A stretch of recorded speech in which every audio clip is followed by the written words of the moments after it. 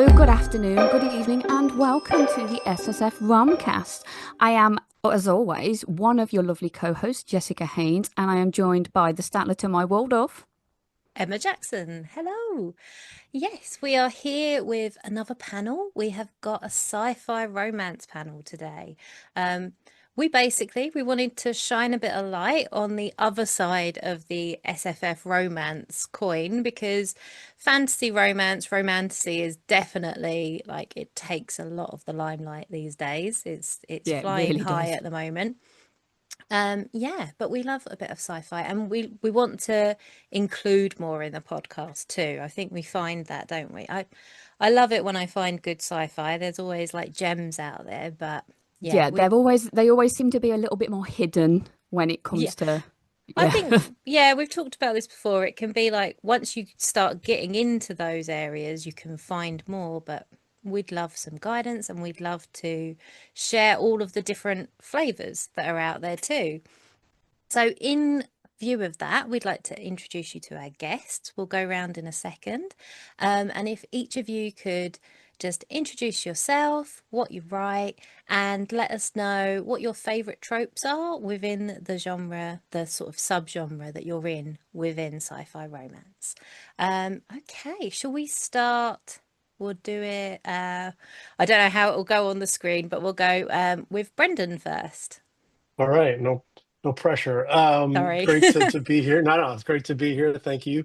My name is Brendan Deneen. I've had 16 books published, six novels and graphic novels and picture books. I've written almost every genre at this point, and almost every age group. I this is my most recent novel. Tracer is my first sci-fi romance, so perhaps I'm a little less of an expert than my esteemed colleagues here, but it's a genre sci-fi that I absolutely adore. And the romance for this novel was central and was part of the very conception of the book. So I hope I did well, and again, I'm very honored to be part of this group. Thank you. Wonderful. It's brilliant to have you. Yeah, one book, 20 books is all valid, isn't it? Okay, we'll go Lisa next. Hi, Lisa. Hi, Lisa Edmonds. My first series, my primary focus has been urban fantasy slash paranormal mystery romance. That's the Alice Worth series. And then this past year or two, I started writing some sci-fi romance.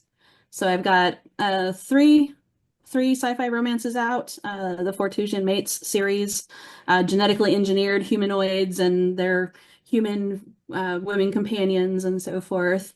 Um, I've been watching sci-fi since I was real little. I don't think I predicted necessarily that I would go this route with my love of sci-fi. I always thought I'd be writing maybe not hard sci-fi, but more more, Star Trek-esque, as opposed to, the more romance centered, but I'm really enjoying it so far. And thank Fabulous. you so much for having me as well. Oh, lovely to Thank you have for you. coming. Yeah. JM? Hi, so I'm JM Fry. I have published 13 books. Actually, lucky number 13 was just last month. And unlike my colleagues, I didn't start in fantasy and move to sci-fi. I actually started in sci-fi and then ended up moving to fantasy. So my debut novel, Triptych, is my only real hard, well, not hard sci-fi, like it's not space opera, but my only real sci-fi romance novel. And it was written, however many years ago, and was named to the 2011 Publishers Weekly Best Books of the Year list. And then you asked about our favorite tropes. So Yes. my colleagues didn't answer that question. So maybe I'll not answer, and then we can get to it next. Okay. Yes. Okay, that's a good plan. You should be hosting. You're doing very well with this. And Jessie. Hello, thank you so much for having me. I am Jessie Mihalik. I write space opera romance and fantasy romance, and I also started in science fiction. And my forthcoming book is into romantasy because, as you were saying, it's having a moment right now. But my first book is Polaris Rising. For those of you that are on the video, there's a poster behind me that I got at a signing one time. But yeah, I have three science fiction romance trilogies, the Consortium Rebellion trilogy, the Starlight Shadow trilogy, and the Rogue Queen trilogy.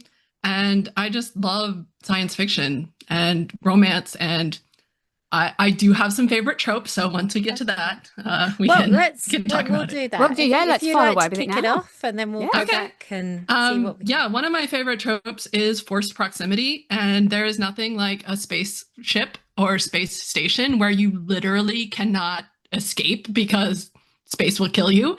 And so all of that delicious tension that is, and you can't get away. You have a room or whatever, but you're very close quarters, and I just love that. Yes, that is one of my favorites as well. Forced proximity, absolutely love that. JM, your tropes? I like forced proximity is one of them, but then with that, I like cultural misunderstandings. So I really love in fantasy and science fiction when you can set up the world building in such a way where things seem really obvious to one culture, but really obfuscated in the other culture. And I realized this when you asked the question about the tropes. I think I've written it like 3 times, accidental marriage, because of trope misunderstandings, where somebody in one culture is like, wow, that was really forward of you, but okay, I'll marry you. And the other person's like, here's your hat, something very innocuous that ends up making them a duo. And then they have to either resist what is being forced on them by the culture or fight for what they have found with one another. That's brilliant. I don't think I've come across it, like thought of that as a trope. Accidental marriage, accidental pregnancy, surprise pregnancy, and Well, I was marriage of gonna say, convenience. But yeah, there's one in a kids film. I think it's a kids film, and they kiss, and it's like, oh, this is the third kiss. We're pregnant now. It might not be. It might be in my head. And it's like, Okay. oh my God, that's it. And it's the dude who gets pregnant, and it's fantastic. I can't remember what it is, but I'll find it. It's brilliant. I think I saw that on Tumblr. I think it might be a fan art thing. Oh, is it? I saw it, and Okay. my kids, because my kids are always bringing me stuff. They're like, we've got to watch this. And it's like, oh my God, that is fantastic. I love it. Somebody needs to write that now, just putting it out there for everybody. Yeah, Brilliant. excellent. Okay, Lisa, your favorite tropes in your subgenre? I'll tell you what. So my series is about my sci-fi romance series. I call them true mates, but it's a fated mate type situation.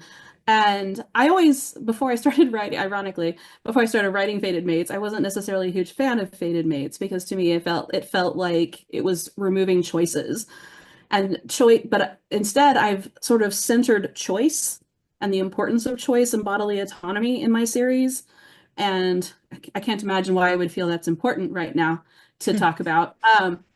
So instead, I'm sort of exploring like this idea of having true mates or fated mates, but how this is a product of choices and how still within that scenario, there are choices to be made. In between the couples, like, what does this mean? Well, it means what we want it to mean. So I think it went from being like, I wouldn't say it was my least favorite trope, but it was something that I didn't necessarily seek out, to being like, well, okay, so here's going to be sort of my riff on that. And then framing it in a way that doesn't feel like that makes them choiceless. Instead, it makes, it's a product of choices. And also we have choices to make within this scenario as well. So I'm having fun, sort of exploring that. Yeah, definitely. Also, I talk with my hands. So That's fine. Same. Yeah. Yeah.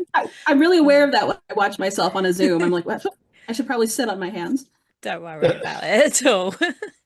Yeah, that's really interesting, like what you're saying. Like, you can assume that a trope is a very simplified thing, but the point is often kind of the opposite of that thing. You get to explore it very strongly. I think, yeah, that's really interesting. And Brendan, do you have any favorite tropes? I agree with you. I think what's great about tropes is blowing them up because tropes get the reason they're tropes is because everybody's familiar with them, so they're fun to play with. But if you just do the traditional trope, people notice it, it's boring, they've seen it before. So my favorite, I guess, not being a huge contributor to the romance canon, my favorite trope to blow up is probably the love triangle, because I think it's a great trope. I think it works for a reason. So my book, there is a really, really weird love triangle in my book. So it was really fun to play with the idea of three people pushing and pulling, but the way it's done in my book is very unexpected. So that is probably a trope that I've always really liked, and I was glad to blow it up. Awesome. We did a whole we sometimes do trope episodes, and we did a whole one on love triangle. And I think Jess would agree, because it's not usually one we gravitate towards, love It is triangle trope. not. No. But that episode was so interesting. The books we Yes. had to find, and yeah, exploring them and digging into it. It was very, Yeah, I very think interesting. everybody in their life has probably come across a moment where, even if it's not a person, it could be two jobs or two, where you're like, I don't know which way to go. Both things are really interesting in my life, people or jobs or moments or opportunities. And you always wonder the what if, like the sliding doors. What if I had gone this other way? Yeah. And I think that's what the love triangle represents, the dichotomy of humans and choices, which is really cool. Yeah. And I Weighing always up your feel pros like and your with cons. tropes. Oh, sorry. I was gonna say Oh, no, it's, no, far away. it's really interesting with tropes too, is like how many people are so passionate. And then anytime that there's a discussion thread about favorite tropes or least favorite tropes, it's almost split. Like you'll have people who are like, oh God, I love a good love triangle. Oh, the angst and all of this. And the next person down will be like, oh, it's the worst. I will yeet a book across the room if it has a love Yeah. triangle in it. And then, I mean, it's just so much fun to then also, as you were saying, like to explore, Brendan, like just to explore that, blow it up, make them look at it in a different way. It's like going to the coffee shop and ordering your favorite drink and then maybe adding something a little bit different to it. It's comforting as it is, but then let's mix it up a little bit. It's really interesting. I was at a festival, exactly what you were saying, Lisa and Brendan. I was at a festival a couple weeks ago, and somebody came up to the mic and asked the panel, what are the good tropes to write and what are the bad tropes to write? There's a lot of discussion happening on social media right now, especially in book talk, about how certain tropes are bad. And if you're a bad writer, if you do this, and you're a terrible and lazy writer, if you do this. And I think our entire panel was agog. We were just like, there's no such thing. Tropes are, they're a shorthand, they're a tool, and they're really great for the marketing at the back end. You think about your tropes kind of after you've written the book. They're a tool to help you plot, but they're not a be all and end all. And there was the three of us on the panel just going, who's saying tropes are bad? There's no such thing as a bad trope. That's insane. I think our answer to this poor person in the audience was like, what? As every single person here has just had a moment where they put their hand on their heart and gone, pardon? Yes. Yeah, that's okay. Yeah. And we were, We all know the three that- of us, sorry, go ahead. I was gonna say, we all know that book talk and social media is a great way to have a really nuanced, conversation about trends and so forth. Sorry, that was hashtag sarcasm. Yeah, we got And there does seem to be, especially with people who have like a lot of followers, like a tendency to make like a big polemical statement because that's going to get a lot of response and it's going to get a lot of reactions and so forth. But there's a lot of influence there though, so it's kind of sad in a way that someone's kind of maybe approaching it in a like taking that to heart and saying, what are the good tropes then? They're the ones you love. They're the ones you love to write and the ones All you of love them. to read. And I mean, at least in my opinion, Yeah. Don't fall for the clickbait. No, Yes. no. And I think that's it's rage bait. It's all rage Yes. bait. It's all get me clicks, get me comments, get me engagement, because I want, there's a reason for these polemical statements, and it's not because they're really wanting to guide an actual discourse. They really want the clicks and the comments. Yeah, and I think that kind of the book talk kind of community where there's been a lot of new readers coming into fantasy romance and sci-fi romance, and they haven't got like a reading history in it yet, if they're younger or they're just coming back to reading or anything like that. I guess it can be quite easy to just get pulled into that idea of, oh, this is a bad thing if we see that all the time. I'm seeing a lot of hatred towards stabby female main characters, and I'm like, oh, but it depends why. You know, Yes. you've got to like, what's their reasoning? Why are they this way? You know, it works when it works and it doesn't work when it doesn't work. The overall story, I think, is what the kind of disconnect. I think people are looking at tropes, which, as you were saying, it's very easy to go, oh, I really love that trope, so I'm interested in looking into this book. But really, like, readers would do themselves more of a service if they then read the blurb about what the book's Yeah. actually about, figured out whether or not it interests them in that way, and then give it a try, rather than just be like, oh no, I don't like love triangles, and just sort of shunt that out the way, kind of thing. Yeah.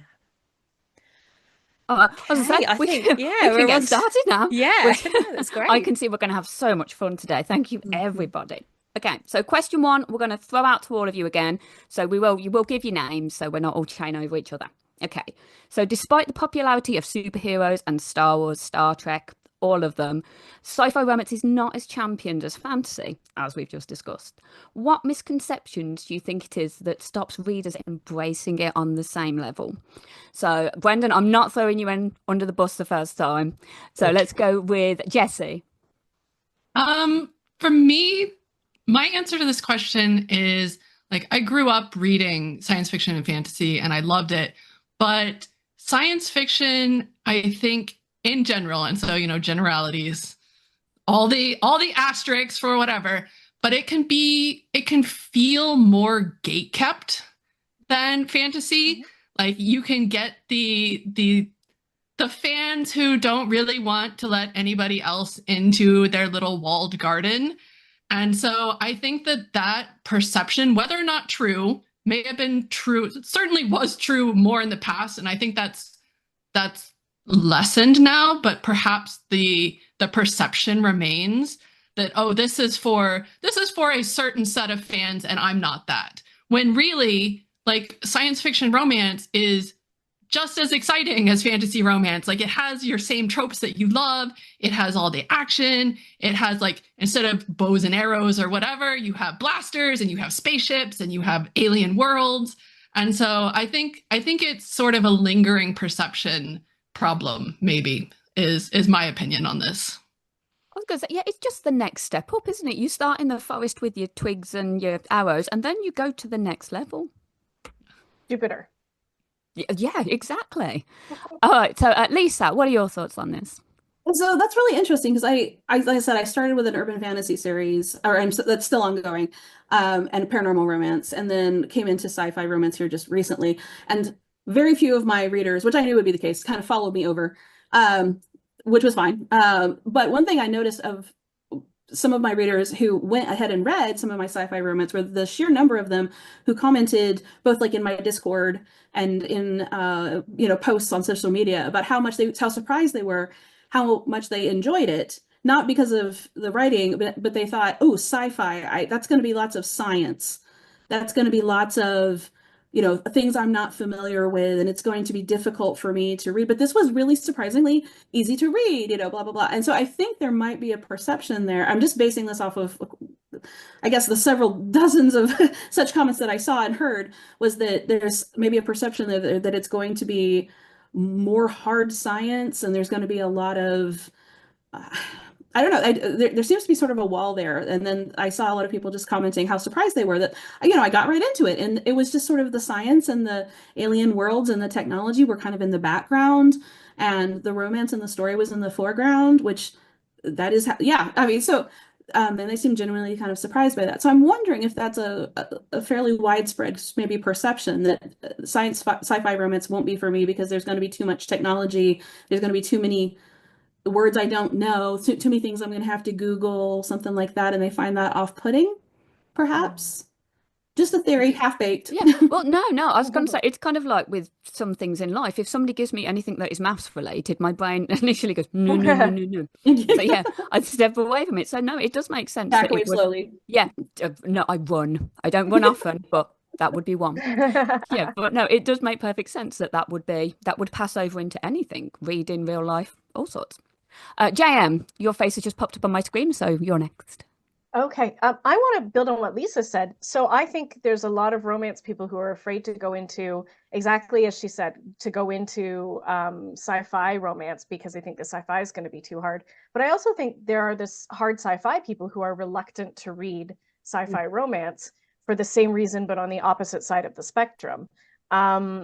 Because when you're a fantasy writer, or sorry, a fantasy reader, you're a lot more open to, at least I find, again, generally, as Jessie was saying, these aren't hard and fast rules, but I find that people are more open to different cultures and different, if magic works like this, you're telling me magic works like this, great. I'm going to believe that magic works like this. And in the next book, I'm going to believe that magic works like that because that's what the author told me. Science only works one way.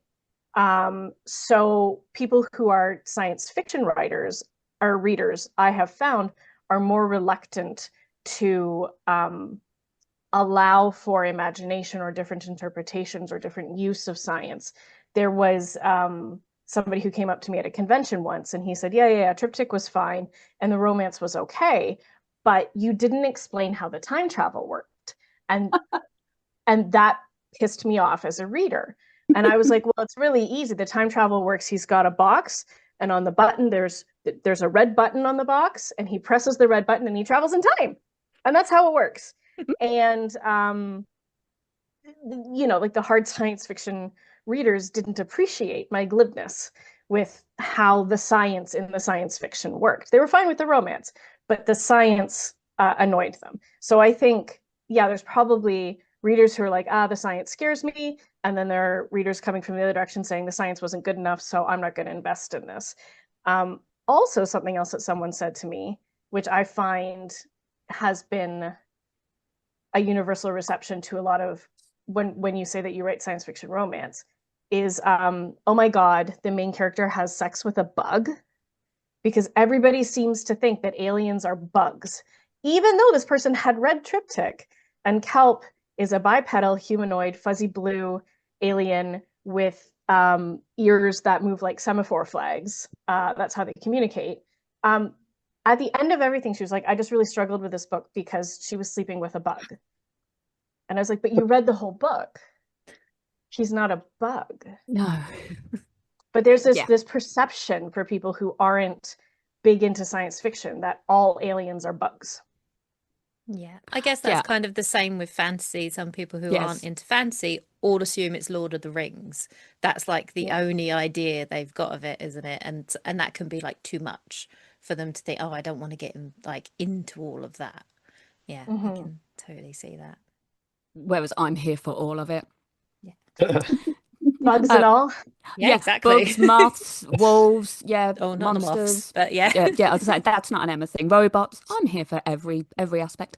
Brendan, what's your thoughts? Yeah, I mean, they really covered a lot of it. I do think they're on the science and math thing. There is a coldness that's associated with sci-fi. I think the nature of it. You think in pop culture, certainly 2001, Alien. These are very sterile. I see your forbidding. sweatshirt there. Yeah. I see. I may have written an official Alien novel that came out last year. So it's a subtle or not so subtle plug for my novel. But I think there's a coldness associated with sci-fi that with fantasy, it's always lush and green and and then with space, it's ships and metal and the vast vacuum. It's just there's the pop cultural coldness to the genre that I think is a little hard to overcome. I was at a party or some kind of social gathering. It must have been pretty nerdy because a question started getting asked, like, would you rather explore space or the ocean? And every guy in the room said space, and every woman said the ocean. And I think there may be, and again, I'm not trying to mansplain on any of this, but there is something about space that my wife will not watch basically anything set in space. She's not interested. And I don't know what that is, or if it's just my household, but there is something. So we have to work a little harder, I think, to get these romance readers into the sci-fi space as opposed to the fantasy space, I think. If I can just build on that real quick, I think maybe some of the reason that male presenting readers prefer space exploration is because it has historically been the domain of colonization and colonizers. Wow, There's this that's interesting. idea of go west, young man, but it's go to Mars, young man. If we're talking about Asimov and Heinlein and early 20th century, not obviously not, you know, like the birth of science fiction, not Mary Shelley, just when in the 1920s, 30s, 40s, like the golden age of science fiction, when those magazine and short story writers started taking over the space. There was really this sort of Western cowboys and Indians, colonization, exploration, and conquer kind of mentality in those stories. And I think just when we talk about standing on the shoulders of those writers who came before us, a lot of that raw colonization has survived in some science fiction, which I think makes it off-putting to some people. Yeah, and Kirk going around sleeping with bugs and anything that anything will happen. Yeah. I mean, I think it's really fascinating, and I need to think more about this because I just had a little, you know, the emoji with the little mind explosion here. Yeah, it's happening to me. But I'm thinking about like sci-fi romance, almost like a, in a way, I mean, like almost like maybe a feminist sort of attempt to like retell those stories or tell them from the different perspectives, or anti-colonization, maybe pushing back against that discourse a little bit. I mean, at least, I mean, I've read quite a lot of sci-fi romance series, certainly not everything, you know, because there's so much, but so much of it almost to me feels like sort of the opposite of that in a way. And I know I need to think about that more. I used to be an academic, so part of me is like, I think I smell a paper. Or an article on this, but you know, I'm just wondering if like this is a way of sort of saying, well, here's another take on you know, space exploration that's maybe centering emotional relationships as opposed to asserting power and dominance and naming a place that already has a name and things like that. So that's not a fully formed thought, but yeah. Julie Terneda, who is a Canadian writer, I think she started publishing in the 90s. She's got a biology background, and her science fiction romance is very much about collaboration and partnership and weaving our cultures together in a way that is healing instead of dominating. So if anyone's really interested in stories like that, I really recommend Julie Terneda. Fantastic. God, this is fascinating. This is awesome. Yeah. All these ideas coming through. Yeah, it really does make you think about it. So sort of building on that, I think the next question, JM, was like designed for you, but obviously we can go to everybody else too with each question. We were just going to say, like, some of the other authors on the panel, you've written across different subgenres within sci-fi and fantasy romance.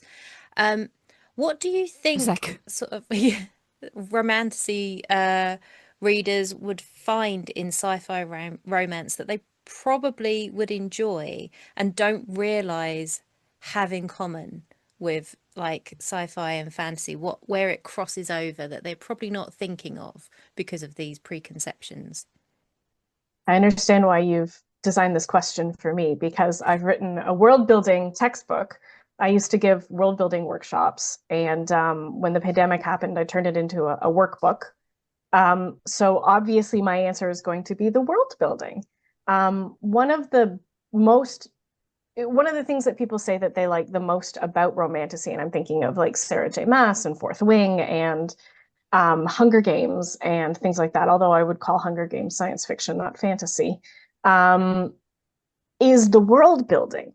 And everybody sorts themselves into districts, and everybody wants to be on this wing or that wing. And people really embrace the world building of Lord of the Rings. They have Hobbit feasts. They have all of that. And I think they will find the same in science fiction, because every culture that a writer creates is going to have that same depth of emotion, that same depth of art, that same depth of cuisine. All of that stuff that they like about fantasy, it exists in science fiction. And there is the danger, exactly as Brendan said, of science fiction coming off as too cold. But and the worry that there is no culture, there is no cuisine, there's no music, there's no art, there's nothing to get stuck into. There's no way to cosplay these characters and look like they're from a different world than any other science fiction TV show. But that's just simply not true. The world building that they love in fantasy, they're going to find it in science fiction as well. Definitely. Would anyone else like to add anything that they think of in relation to that question? I mean, I think it's definitely world building, as JM said, but also, as we were talking about earlier, like your favorite tropes, they're going to be in science fiction romance as well. Like you're going to be able to find whatever trope it is you love, somebody has written it in science fiction. Like I guarantee it. Like, so if you really love the one bed trope or the forced proximity or enemies to lovers or like any trope, you're going to find it. And it's going to, like, as Brendan said as well, it's not going to be cold. Like you're going to have the warm and the loving and the emotions, especially with science fiction romance. And science fiction romance kind of is in a weird spot a little bit. I think a little bit different than fantasy romance because we can be like science fiction romance writers can be like not science fiction-y enough for science fiction readers. And then the romance readers also think it's not romantic enough for romance readers. And neither one is true, but it does have that perception a little bit. So I think like if you're thinking that it is going to be a book that's like all math and science and hard numbers, you're thinking of hard sci-fi, which is a genre, but not all, or probably I'm going to go out on a limb and say not most science fiction romance is hard sci-fi. So it's kind of like the quote that, sufficiently advanced technology is indistinguishable from magic. Like it's kind of like magic in space. So I highly recommend everybody give it a shot. Well, when you're not particularly a scientific person, I don't understand quantum physics. It all feels like magic to me anyway when I'm reading. It's like, okay, you're telling me this is a science. I don't know if that is actually how it works, but if it's plausible, then that works for me. Yeah. And that kind of, I think, fantasy romance in a way went through a similar thing too. I think fantasy was felt to be kind of it, that epicness of it held romance readers back previously, and equally the fantasy readers didn't want to have the romance in there. So I think hopefully in time it will start gaining the ground like romantasy has. People will open up a bit more. Yeah, I think we need to do more things, more podcasts on just all of the sci-fi to just get them all out there.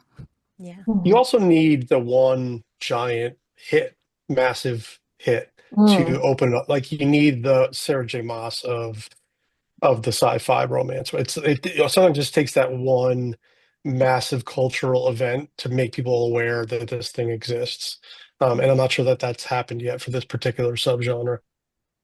Yeah. I mean, there's certainly, I think, plenty of books out there. It's just that kind of magic alignment of stars, isn't it, that makes it hit and then go go big for everybody.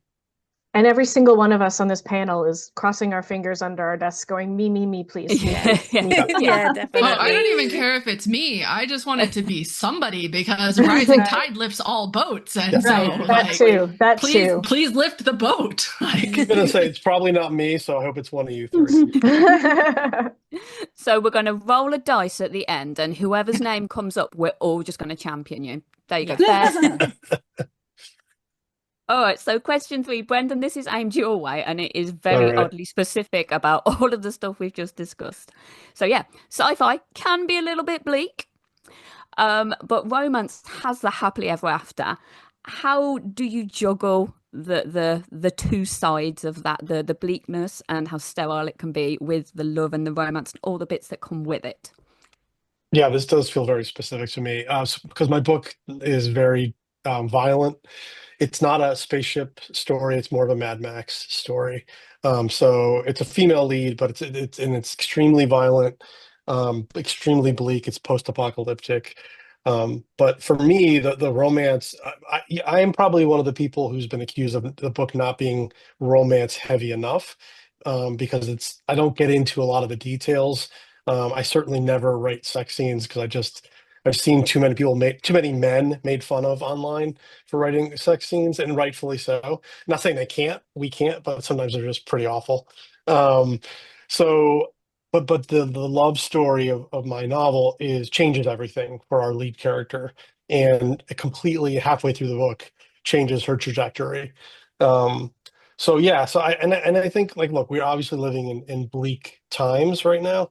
We don't have to even go into it. I think we all know exactly what that means. Um, and a lot of people don't want to read bleak books, but I think sometimes you can have catharsis when you're reading something bleak and something happens in the heart of the character in a romantic way, especially, where it gives them hope, to make a change in their life. And it doesn't have to be romance, it could be any number of things.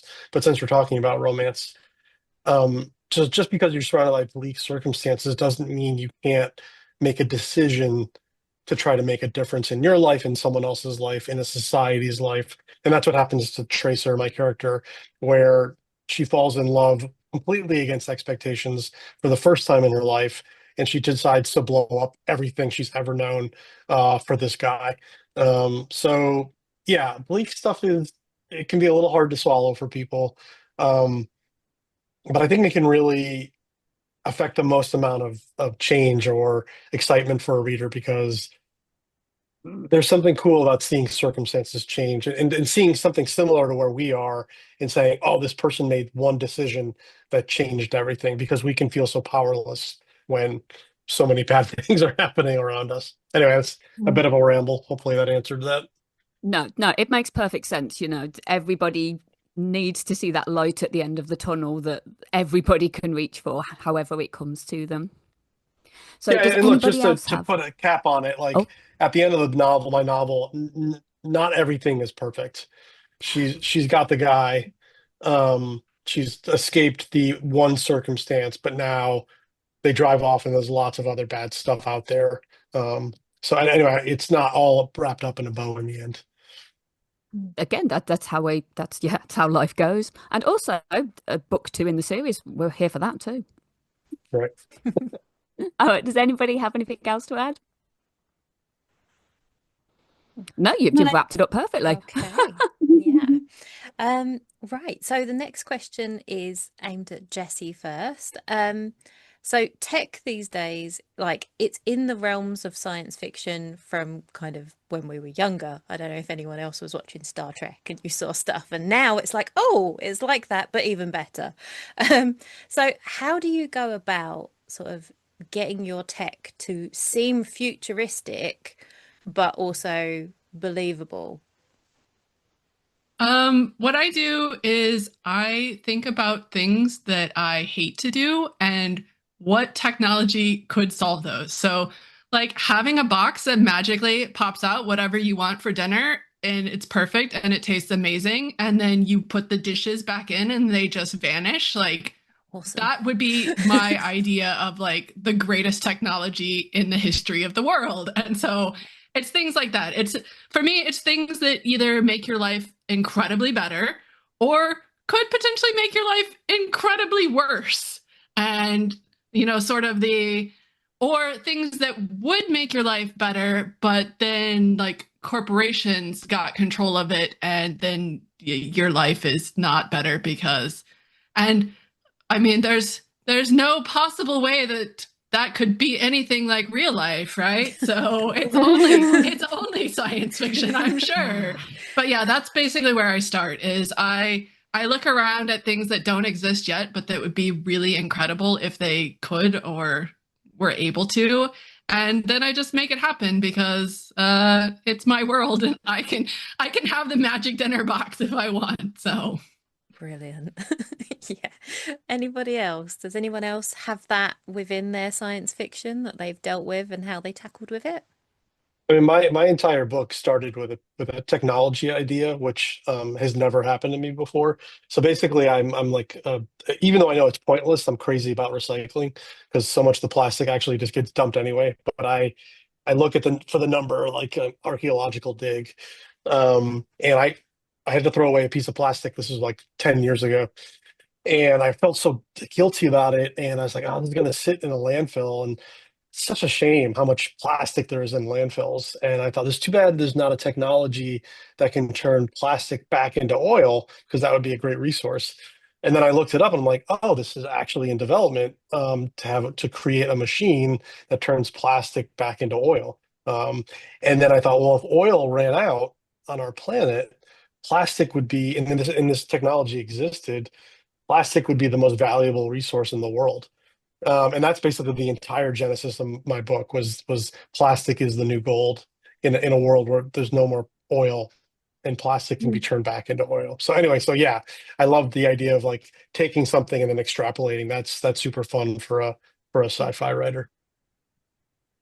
Yep, definitely.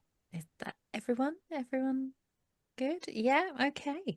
Jess, do you want next Oh, question? it's me. Sorry. Yeah, Yeah. I host this thing.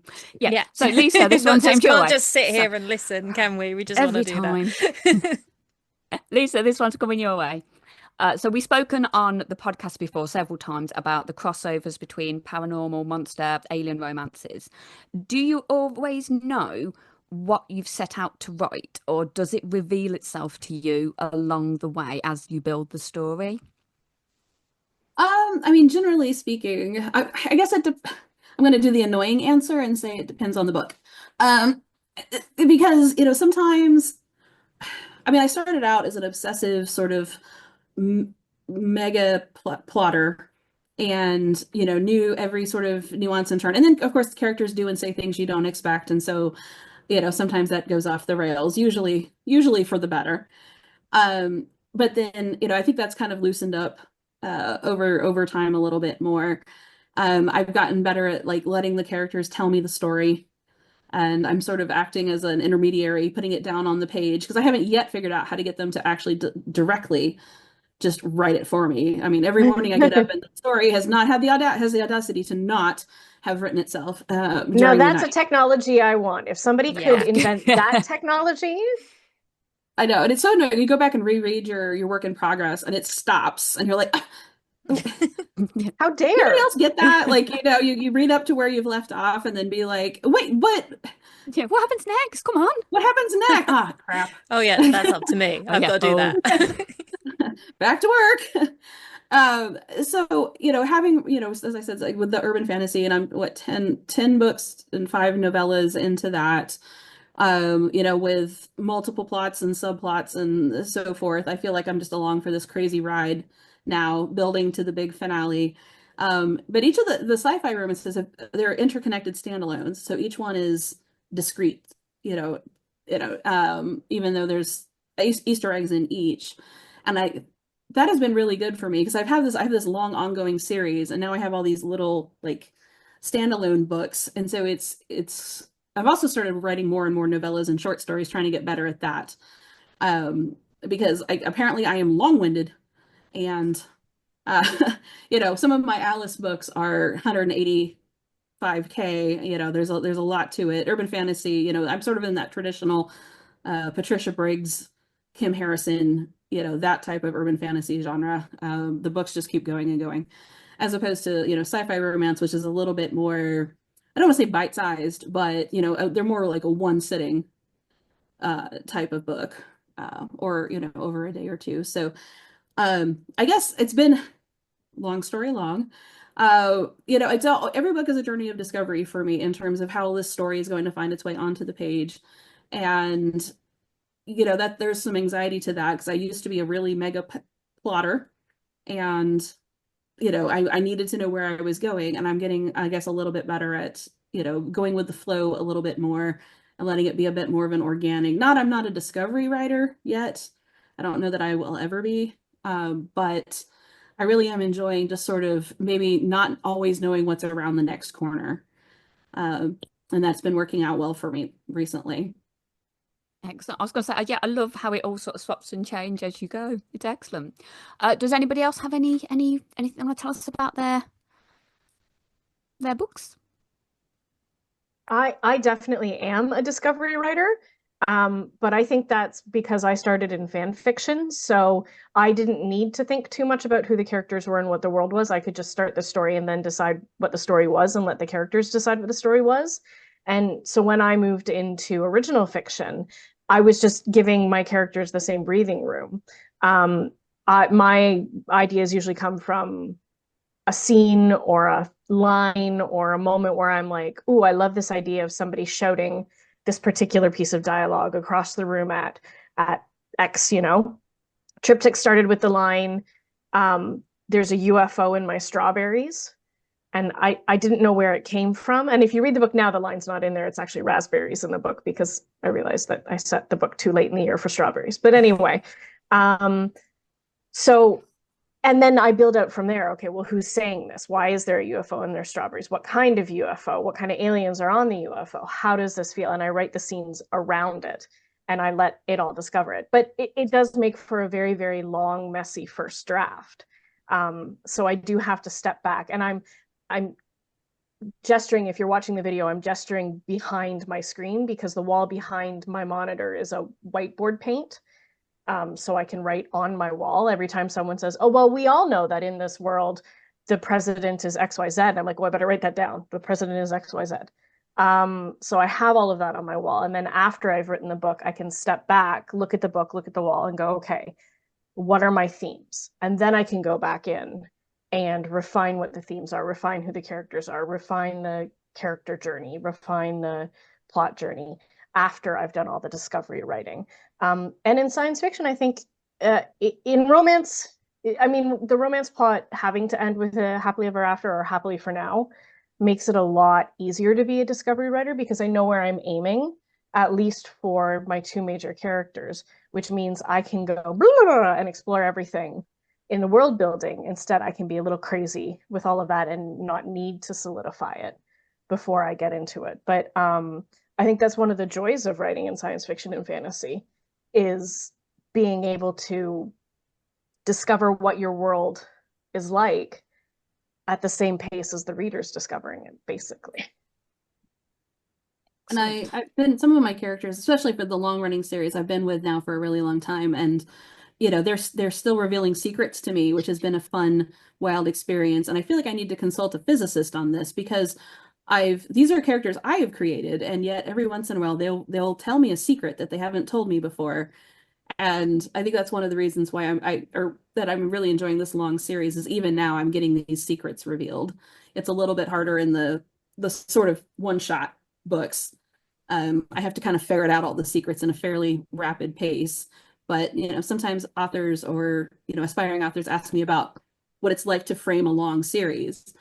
And part of my answer involves like those secrets.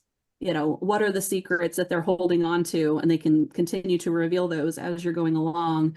And even they'll surprise you. I have a character in my series that's way funnier than I am, which is another question for a physicist. Everyone always says, "Oh, Malcolm is so funny. He's the ghost sidekick to my private investigator.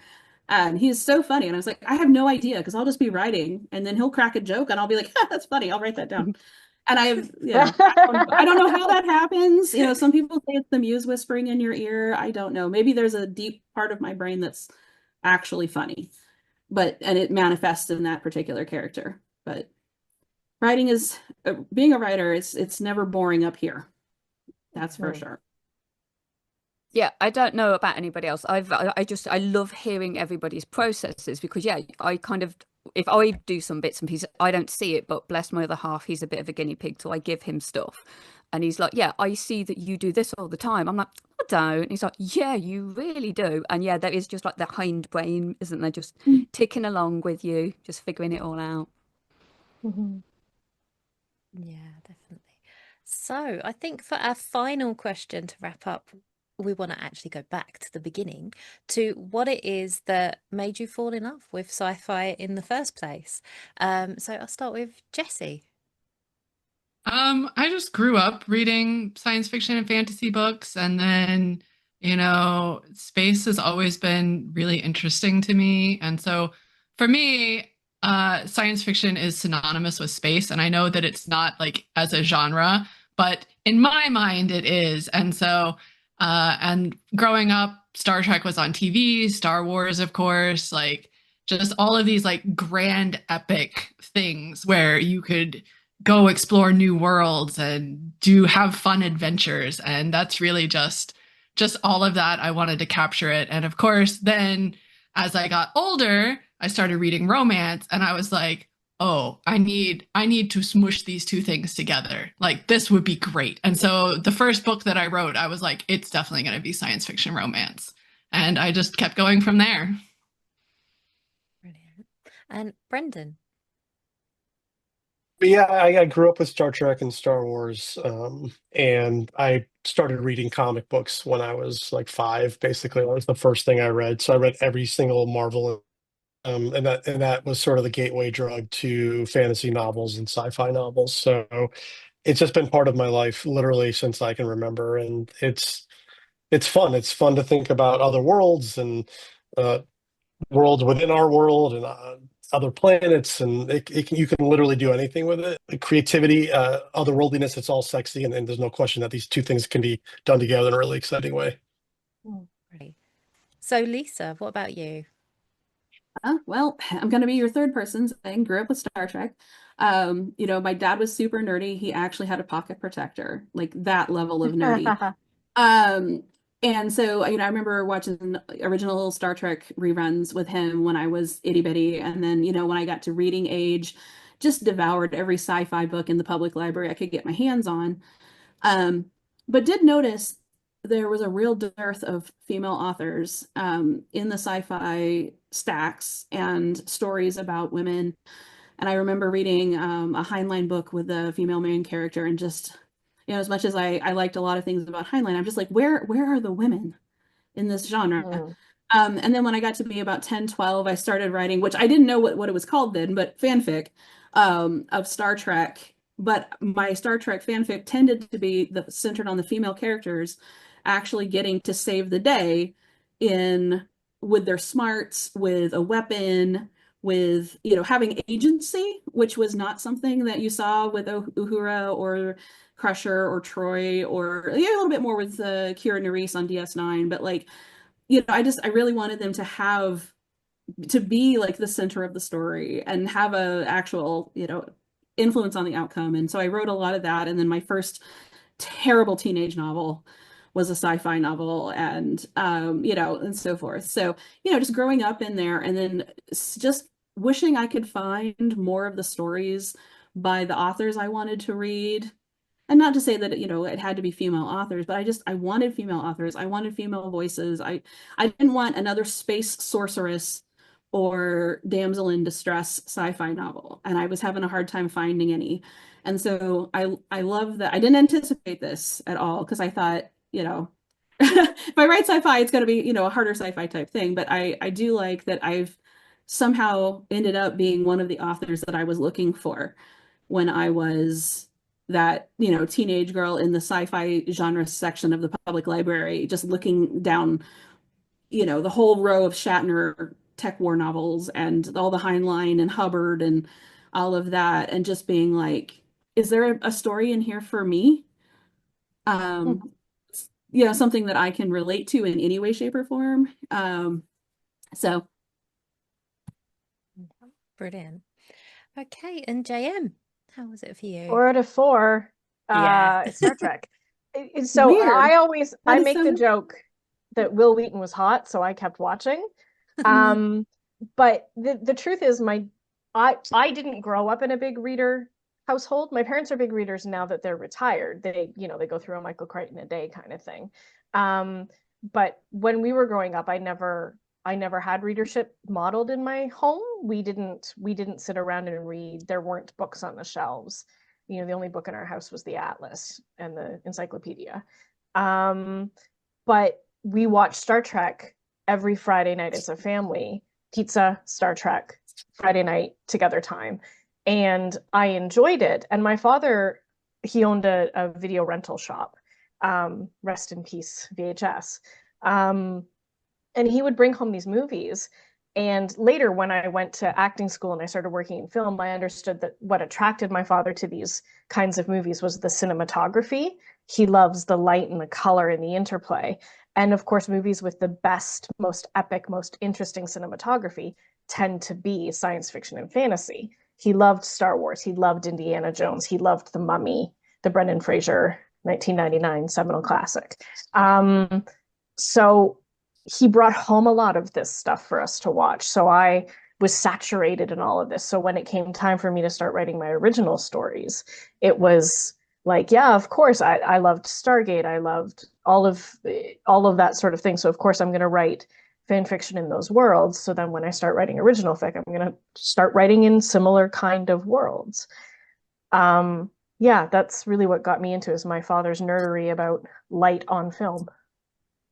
Okay, well, I think that brings us to the end of this panel, which has been fantastic. Thank you all for joining us. We will just go round quickly once with everyone if you'd like to talk about the sci-fi book that is coming out at the moment, or I know for some of you they've been like previous titles, your backlist titles that you might be wanting to point readers towards more if they're looking for sci-fi.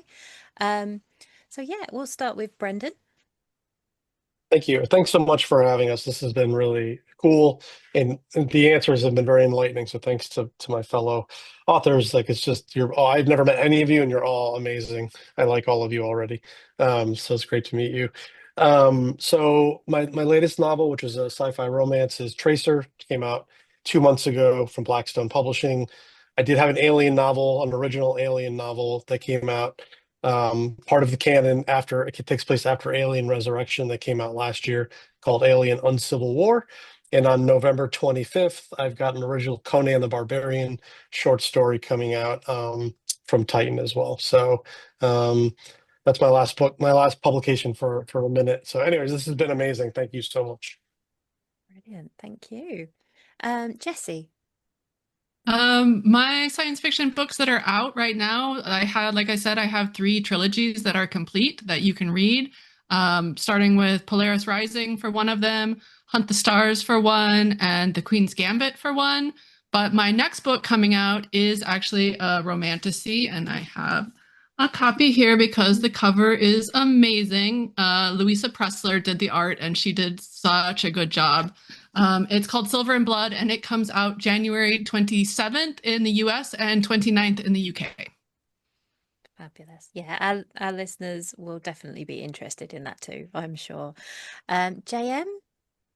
So my only real science fiction fantasy novel is Triptych. It came out in 2011. If you're watching the video cast, I'm holding it up right now. And it is a story about the aliens coming to Earth not as invaders, but as refugees, and what happens with sort of the ultimate galactic culture clash when 2 humans and an alien end up in an accidental marriage, because we've agreed that that's a trope I like. The most recent book I have just came out about a month ago. It's called 9/10, and it's a queer contemporary cozy romantasy about a grumpy barista and a shy dragon and a kitchen fire meet ugly. Yeah, fantastic. And Lisa? My most recent book is Claimed in the Clouds. Came out first week of November. There's also Needed in the Night and Sheltered in the Storm. I love alliteration. And there's 2 novellas in that series that are on my website, lisaedmonds.com. You can read for free. So easy way to get into the series. Everything's also in KU.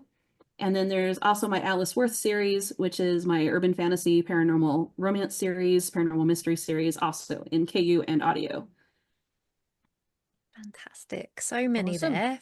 I was going to say, the list never ends, does it? It never does. It never does.